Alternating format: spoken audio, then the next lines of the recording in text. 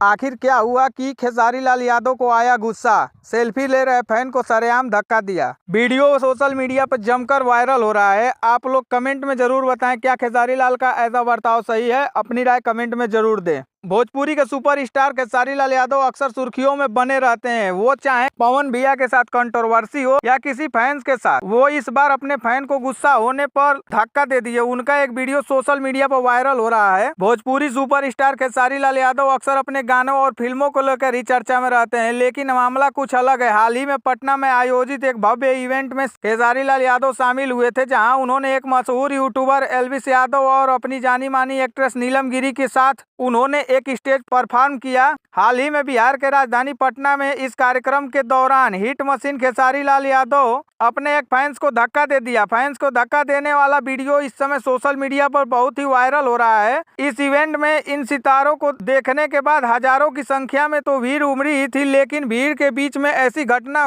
देखने को मिली कि लोग खेसारी लाल यादव को इस समय उंगली उठा रहे हैं कि इनको ऐसा नहीं करना चाहिए। उन्होंने एक सेल्फी लेते हुए अपने फैन को धक्का दे दिया और क्या बोले ये तो नहीं बता सकते हैं, लेकिन वीडियो में साफ दिख रहा है कि हाँ, खेसारी लाल यादव अपने फैंस को धक्का दे दिए हैं। इस पर आपका क्या राय है, कमेंट में जरूर बताएं। मिलते हैं अगले वीडियो में, तब तक के लिए नमस्कार।